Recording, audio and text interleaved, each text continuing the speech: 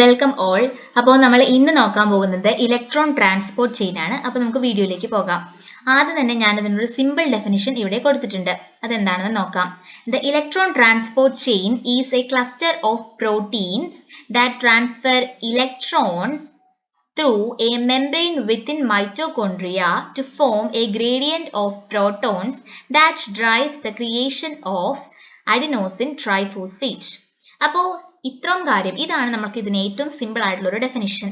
അപ്പൊ നമ്മൾ ഇതിൽ ഏറ്റവും ആദ്യം ഓർത്തിരിക്കേണ്ട കാര്യം ATPന്റെ പ്രൊഡക്ഷൻ ആണ് ഇവിടെ നടക്കുന്നത്. അഡിനോസിൻ ട്രൈഫോസ്ഫേറ്റിന്റെ പ്രൊഡക്ഷൻ അതാണ് ഓർത്തിരിക്കേണ്ടത്. ഇനി ബാക്കി നമുക്ക് ഡീറ്റെയിൽ ആയിട്ട് പറയാം. അപ്പോൾ നമ്മുടെ ഇലക്ട്രോൺ ട്രാൻസ്പോർട്ട് ചെയിൻ എവിടെയാണ് നടക്കുന്നത് നോക്കണ്ടേ. ഇത് ഒക്കർ ചെയ്യുന്നത് മൈറ്റോകോൺട്രിയയിലാണ്. ഇത് മൈറ്റോകോൺട്രിയയുടെ ഒരു സ്ട്രക്ചർ ആണ്, മൈറ്റോകോൺട്രിയ. അപ്പോൾ മൈറ്റോകോൺട്രിയയുടെ ജസ്റ്റ് സ്ട്രക്ചർ നമുക്ക് നോക്കാം. ഇതിന് ഒരു ഇന്നർ മെംബ്രെയിൻ ഉണ്ട്, പിന്നെ അതുപോലെ തന്നെ ഒരു ഔട്ടർ മെംബ്രെയിൻ ഉണ്ട്. പിന്നെ ഇതിന്റെ ഇടയ്ക്ക് ഇന്നർ മെംബ്രെയിൻ്റെ അകത്തായിട്ട് കാണപ്പെടുന്ന ഈ പോർഷനെയാണ് നമ്മൾ നമ്മുടെ മാട്രിക്സ് എന്ന് പറയുന്നത്. ഇനി നമുക്ക് നോക്കുമ്പോൾ ഈ ഇന്നർ മെംബ്രെയിൻ ഒത്തിരി ഫോൾഡഡ് ആയിട്ട് നമുക്ക് കാണാൻ പറ്റും. ഈ ഫോൾഡുകളെ നമ്മൾ വിളിക്കുന്നതാണ് ക്രിസ്റ്റേ. ഇത്രയും കാര്യം ഓർത്തിരിക്കുക. പിന്നെ അതുപോലെ തന്നെ നമ്മുടെ ഈ ഇന്നർ മെംബ്രെയിൻ്റെയും ഔട്ടർ മെംബ്രെയിൻ്റെ ഇടയിലുള്ള ഈ സ്പേസിനെയാണ് നമ്മൾ എന്തെന്ന് പറയുന്നത്, ഇന്റർ മെംബ്രെയിൻ സ്പേസ്. ഓക്കെ, ഇത്രയും മനസ്സിലായെന്ന് വിചാരിക്കുന്നു. ഇനി നമ്മുടെ കുറച്ചുകൂടി ഡീറ്റെയിൽ ആയിട്ട് കുറച്ചുകൂടി വലുതായിട്ടുള്ള ഒരു പിക്ചർ ആണ് ഇത്. അപ്പൊ നമുക്ക് മെട്രിക്സ് ഇവിടെ കാണാൻ സാധിക്കുന്നുണ്ട്. ഇതാണ് നമ്മുടെ ഇന്നർ മെംബ്രെയിൻ, ഇതാണ് നമ്മുടെ ഔട്ടർ മെംബ്രെയിൻ, പിന്നെ ഇത് തമ്മിലുള്ള ഒരു ഡിസ്റ്റൻസ്, ഇതാണ് നമ്മുടെ ഇന്റർ മെംബ്രെയിൻ സ്പേസ് എന്ന് പറയുന്നത്.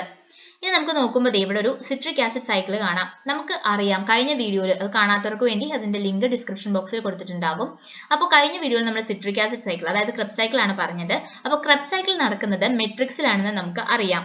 അപ്പോൾ ഈ ക്രെബ്സ് സൈക്കിൾ വഴി നമുക്ക് എന്താണ് കിട്ടുന്നത്, NADH കിട്ടുന്നുണ്ട്, അതുപോലെ തന്നെ FADH2 കിട്ടുന്നുണ്ട്. അപ്പോൾ ഈ FADH2 NADH ഒക്കെ ഉപയോഗിച്ച് അതിന്റെ എനർജി ഉപയോഗിച്ച് ATP പ്രൊഡക്ഷൻ ആണ് നമ്മുടെ ഇലക്ട്രോൺ ട്രാൻസ്പോർട്ട് ചെയിൻ ചെയ്യുന്നത്.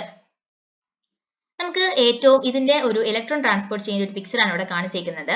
അപ്പോൾ നമുക്ക് കാണാൻ ഒത്തിരി കോംപ്ലക്സുകൾ ഉണ്ട്. ഒരു ATP സിന്തേസിനെ കണ്ടു, പിന്നെ അതുപോലെ തന്നെ യുബിക്വിനോണിനെ കണ്ടു, പിന്നെ സൈറ്റോക്രോം സീനെ കണ്ടു, ഒത്തിരി കാര്യങ്ങൾ കണ്ടു. അപ്പൊ ഞാൻ ഇതിൽ ഏറ്റവും സിമ്പിൾ ആയിട്ട് നമ്മുടെ ഇലക്ട്രോൺ ട്രാൻസ്പോർട്ട് ചെയിൻ എന്ന് പറയാണ്. ഏറ്റവും സിമ്പിൾ ആയിട്ട് പറഞ്ഞു കഴിഞ്ഞാൽ നമുക്ക് ഇവിടെ എന്താണ് നടക്കുന്നത്, NADH ഫോം ചെയ്തത്, അതായത് ക്രെബ്സ് സൈക്കിളിൽ നിന്ന് ഫോം ചെയ്ത NADH നിന്നുള്ള ഇലക്ട്രോൺസ് ട്രാൻസ്ഫർ ചെയ്യപ്പെടുവാണ് ഇങ്ങോട്ട്. ഇങ്ങനെ ഇലക്ട്രോൺ ട്രാൻസ്ഫർ ചെയ്യപ്പെടുന്നു. അപ്പൊ ഈ റിയാക്ഷൻ എന്താണ്, ഒരു റിഡോക്സ് റിയാക്ഷൻ ആണ്. ഇങ്ങനെ റിഡോക്സ് റിയാക്ഷൻ നടക്കുമ്പോൾ ഇവിടെ എനർജി കിട്ടുന്നുണ്ട്. ആ എനർജിയുടെ ഫലമായിട്ട് ഹൈഡ്രജൻ അയോണിനെ ഇങ്ങോട്ട് അകത്തേട്ട് പമ്പ് ചെയ്യപ്പെടുന്നു.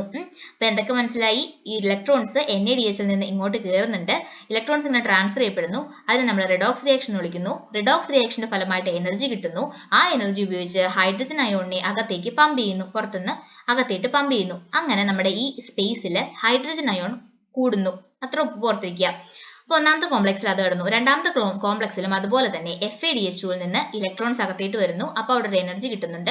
അതുപോലെ തന്നെ ഹൈഡ്രജൻ അയണിന്റെ പമ്പ് നടക്കുന്നുണ്ട്. അപ്പോൾ ഈ ഒന്നാമതിൽ നിന്ന് കിട്ടുന്ന ഇലക്ട്രോൺസും രണ്ടാമത് കിട്ടുന്ന ഇലക്ട്രോൺസും അടുത്ത കോംപ്ലക്സിലേക്ക് ട്രാൻസ്ഫർ ചെയ്യപ്പെടുന്നു. അതിന് നമ്മൾ ഉപയോഗിക്കുന്നത് യുബിക്വിനോൺ ആണ്. നമുക്കറിയാം, ഇന്നർ മെംബ്രെയിൻ സ്പേസിൽ കൂടി ഇലക്ട്രോൺസ് ഒന്നും ട്രാൻസ്ഫർ ചെയ്യപ്പെടുന്നില്ല, ഇലക്ട്രോൺസിനൊന്നും കടത്താനുള്ള കഴിവ് അതിനില്ല. യുബിക്വിനോൺ നമുക്ക് അതിനെ ഹെൽപ്പ് ചെയ്യുന്നു. ഈ യുബിക്വിനോണുമായിട്ട് ഇങ്ങനത്തെ ഇലക്ട്രോൺസ് ചേർന്നു, അത് അടുത്ത കോംപ്ലക്സിലേക്ക് മാറുന്നു. അതാണ് ഇവിടെ കാണുന്നത്. അപ്പൊ നമുക്ക് ഇത്ര മനസ്സിലാക്കുക, ഇങ്ങനെ ഈ ഇലക്ട്രോൺസ് ഇങ്ങനെ ട്രാൻസ്ഫർ ചെയ്യപ്പെടുന്നു. അപ്പോൾ ഒരു റിഡോക്സ് റിയാക്ഷൻ ആണ്. റിഡോക്സ് റിയാക്ഷൻ എന്ന് പറയുമ്പോൾ ഹൈ എനർജി കിട്ടുന്നുണ്ട്.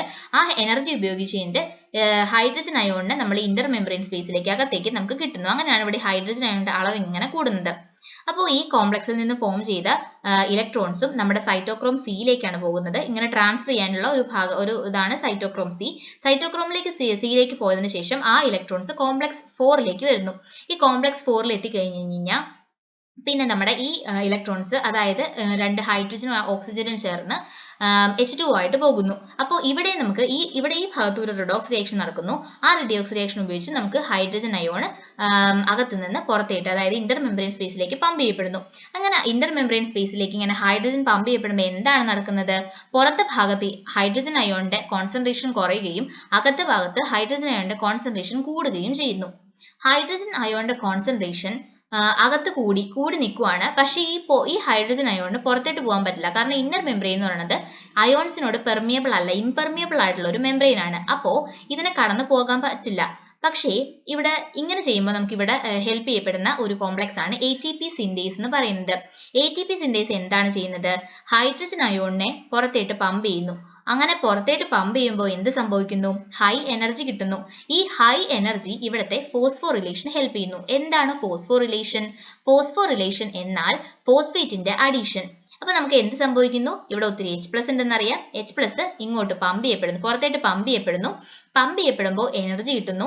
ആ എനർജിയും കൊണ്ട് ഫോസ്ഫോറിലേഷൻ, ഫോസ്ഫേറ്റിന്റെ അഡീഷൻ നടക്കുന്നു. എന്തുമായിട്ടാണ്? ADP, അതായത് അഡിനോസിൻ ഡൈഫോസ്ഫേറ്റ്, അതുമായിട്ട് നമ്മുടെ ഫോസ്ഫേറ്റ് ആഡ് ചെയ്യപ്പെട്ടു, ഫോസ്ഫോറിലേഷൻ നടന്ന് ATP ഉണ്ടാവുന്നു. അപ്പോൾ അങ്ങനെ ATP പ്രൊഡ്യൂസ് ചെയ്തു എന്ന് മനസ്സിലാക്കാം.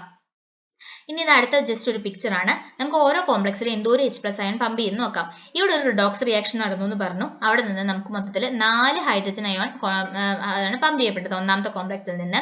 അതുപോലെ തന്നെ ഈ കോംപ്ലക്സിൽ, അതായത് മൂന്നാമത്തെ കോംപ്ലക്സിൽ നിന്നും ഇതുപോലെ തന്നെ 4 ഹൈഡ്രജൻ അയോൺ പമ്പിങ് നടന്നിട്ടുണ്ട്. ഈ കോംപ്ലക്സിൽ നിന്നും 2 ഹൈഡ്രജൻ അയോൺ പമ്പിങ് നടന്നിട്ടുണ്ട്. അപ്പോൾ ഇതുപോലെ ഇങ്ങനെ ഒത്തിരി ഹൈഡ്രജൻ അയോൺ പമ്പിങ് ഇങ്ങനെ നടക്കുന്നു. ഈ പമ്പ് ചെയ്ത ഹൈഡ്രജൻ അയോൺസ് എല്ലാം നമ്മുടെ ATP സിന്തേസ് വഴിയാണ് ട്രാൻസ്ഫർ ചെയ്യപ്പെടുന്നത് താഴോട്ട്. അപ്പോൾ ATP സിന്തേസ് എന്തിനാണ്? ATP സിന്തേസ് ഹൈഡ്രജൻ അയോണിനെ ട്രാൻസ്ഫർ ചെയ്ത് എനർജി കിട്ടുന്നതിന് വേണ്ടിയാണ്. അതായത് ഹൈഡ്രജൻ അയോൺ ഇതുവഴി ട്രാൻസ്ഫർ ചെയ്യുമ്പോൾ നല്ലൊരു എനർജിയാണ് കിട്ടുന്നത്. ആ എനർജി ഫോസ്ഫോറിലേഷന് ഹെൽപ്പ് ചെയ്യുന്നു. അതായത് ADPനെ ഫോസ്ഫേറ്റുമായിട്ട് ആഡ് ചെയ്യുന്നതിന് ഹെൽപ്പ് ചെയ്യുന്നു. അങ്ങനെ ആഡ് ചെയ്തിട്ട് നമുക്ക് ATP കിട്ടുന്നു. അപ്പോൾ ഇത്രയാണ് നമ്മുടെ ഇലക്ട്രോൺ ട്രാൻസ്പോർട്ട് ചെയ്ത് നടക്കുന്നത്. ഏറ്റവും സിമ്പിൾ ആയിട്ട് പറഞ്ഞു കഴിഞ്ഞാൽ ATPയുടെ പ്രൊഡക്ഷൻ. അപ്പം നമുക്ക് നോക്കുമ്പോൾ എന്തൊക്കെ എഴുതാണ്ട്, ആദ്യം നമ്മൾ പറഞ്ഞ ഡെഫിനേഷനിൽ പ്രോട്ടീൻസിന്റെ കാര്യം പറഞ്ഞിരുന്നു. അതുപോലെ തന്നെ the electron transport chain is a cluster of proteins, അതായത് ആ കോംപ്ലക്സുകളുടെ കാര്യം, that transfer electrons, ഇപ്പോൾ നമ്മുടെ NADH നിന്ന് ഇലക്ട്രോൺസ് ട്രാൻസ്ഫർ ചെയ്യപ്പെടുന്നു through the membrane within mitochondria, അതായത് ആ ഇന്നർ മെംബ്രെയിൻ അതുവഴി ട്രാൻസ്ഫർ ചെയ്യപ്പെടുന്നു from the gradient of protons that drives the creation of adenosine triphosphate. അങ്ങനെ ATP സിന്തേസ് ആ H+നെ അവിടെ നിന്ന് മാറ്റി കഴിഞ്ഞിട്ട്, അതായത് ATP സിന്തേസ് വഴി ട്രാൻസ്ഫർ ചെയ്യപ്പെട്ടിട്ട് ഹൈ എനർജി അപ്പോൾ അവിടെ ക്രിയേറ്റ് ചെയ്യപ്പെടുന്നു. അങ്ങനെ അതിന്റെ ഫലമായിട്ട് നമുക്ക് ഫോസ്ഫോറിലേഷൻ, അതായത് ADP ഫോസ്ഫോറിലേറ്റ് ചെയ്യപ്പെടുന്നു. അങ്ങനെ ATP ഉണ്ടാകുന്നു. അപ്പോൾ ഇതാണ് നമ്മുടെ ഏറ്റവും simplest form of electron transport chain എന്ന് പറയുന്നത്. അപ്പോൾ ഈ വീഡിയോ ഇഷ്ടപ്പെട്ടെങ്കിൽ ജസ്റ്റ് ഒന്ന് ലൈക്ക് ചെയ്തേക്കുക. അപ്പോൾ താങ്ക് യു.